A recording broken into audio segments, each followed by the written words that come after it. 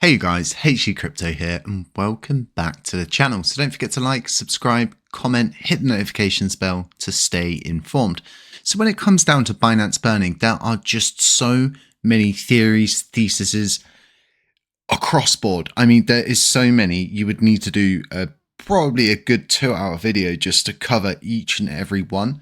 But some of the ones that really resonate with me are the ones that are based around Binance doing this for some kind of mutual beneficial relationship that they're getting out of doing this, whether it comes in tax breaks, it comes in forms of good support from the crypto community and to remain in a good light. But all of these things to me, they just don't quite add up. There's something missing. There's always been something missing from the very beginning of this.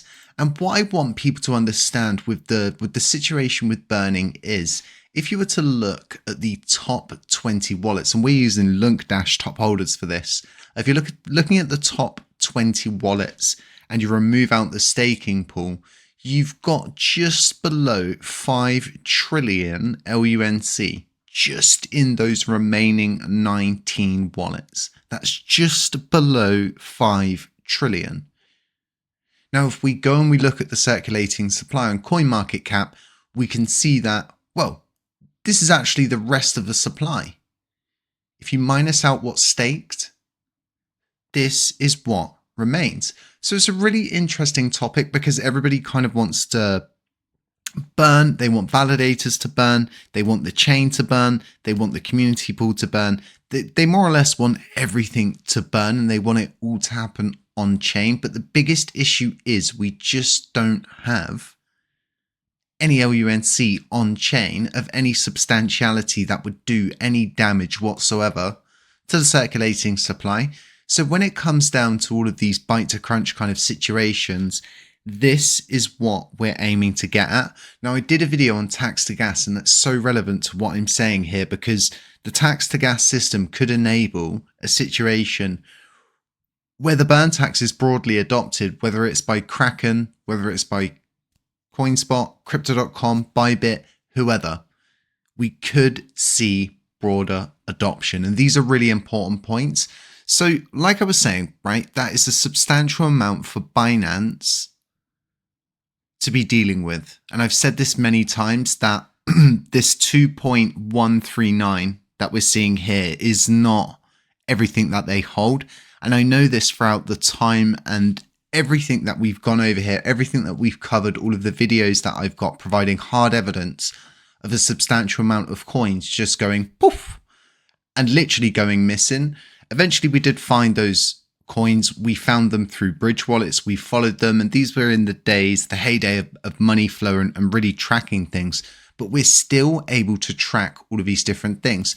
So don't forget, like I was saying about burning there, don't get too targeted on chain. What we're aiming to do and what we should aim to do is attack all of those off-chain assets. It's so important. And by attack, I just mean aim to get those coins burned in any way, shape or form, whether that's the burn tax or them doing burn promotions. I don't know if everybody remembers MEXC's burn promotions. MEXC is huge on influencers.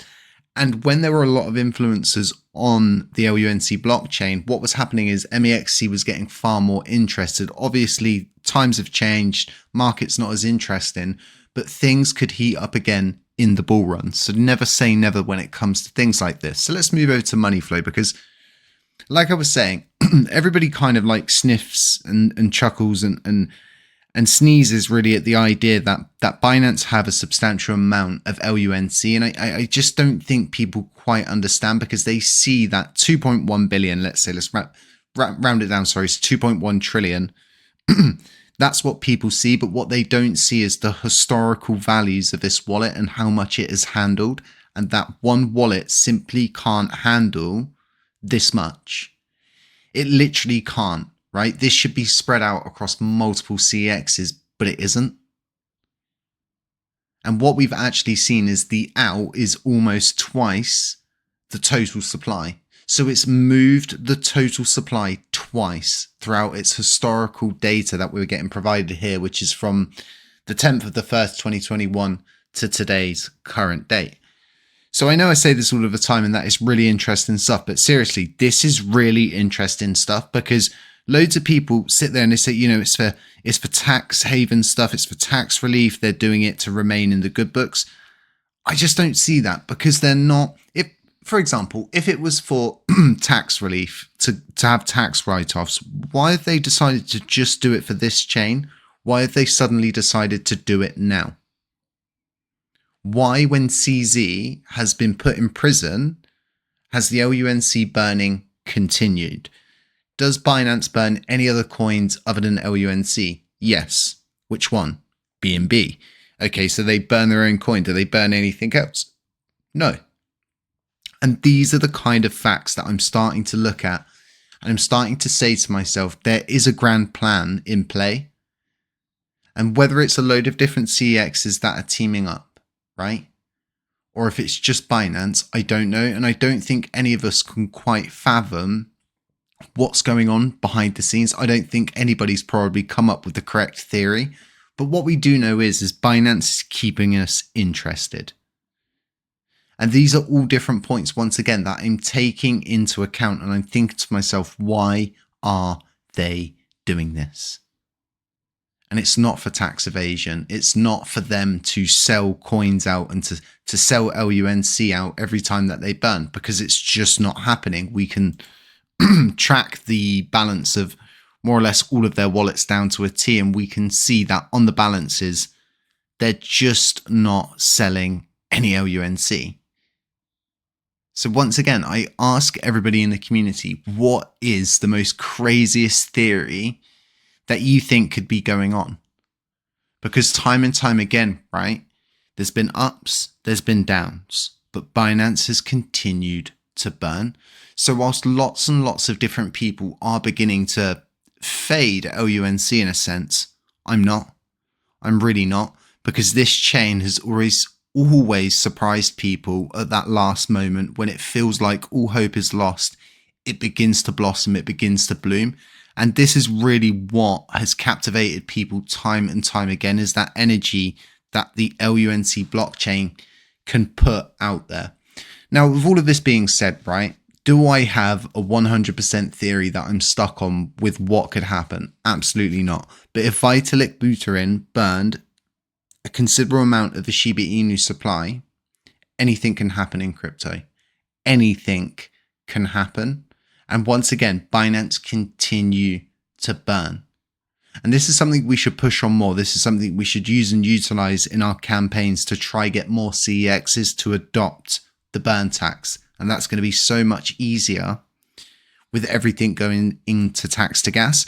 Now, I've heard different sort of sides to the tax to gas thing, that it's quite a complex issue. There's multiple hurdles, but I'm pretty content that Genuine Labs can handle this. And if anybody's going to be able to do it and get it done within that time frame, it's probably going to be Genuine Labs. So I'm willing to see this get played out as a validator. I've been waiting for the tax to gas to get solved for quite some time. We're also seeing some talks about altering the paid per job system, people wanting to have it so you can have multiple jobs in the paid per job system, but then that kind of contradicts the idea of having a paid per job system. So it's really interesting stuff. Let me know what you think about all of that. Let me know whether you think I should cover it in a video, and let me know if you think there's anything that I should cover as a whole in a video. Let me know in the comments section. Keep an eye out for that space today. I'm hoping to get a space up so people can kind of talk about Genuine Labs taking on the core repository, moving forward with that. And I just want to see where everybody is with that, how people feel with it. And hey, we might find that there's some new projects, get people up and kind of have an open mic session, a more mature session, so to speak. But yeah, very excited to see what's going to happen in this bull run. Do I think, right, that it's all pinned on the bull run and that whatever Binance are planning is going to land during the bull run? I don't know. I really don't know. And that's something we're all going to have to wait and see. And as it stands, right, I'm literally stood next to all of you in the crowd when it comes to this situation. And I'm as excited as the next person to see where this is all going to go. But like I said, one thing I'm not going to be doing is fading LUNC, because if you cannot remain committed to a cause, then what really can you remain committed to in your life? If everybody, and it was so easy to create a blockchain or fix a blockchain or bring a blockchain up from the ashes, everybody would do it. Every single person and their nan would be doing it, but they're not, because it's not easy. It's hard. It's complicated to even do it as a centralized body, let alone doing it as a decentralized body with many different gears and many moving parts. All interesting stuff. Let me know what you think in the comments section. Stay safe, stay humble, stay aware, and as always, catch you in the next one. Ciao.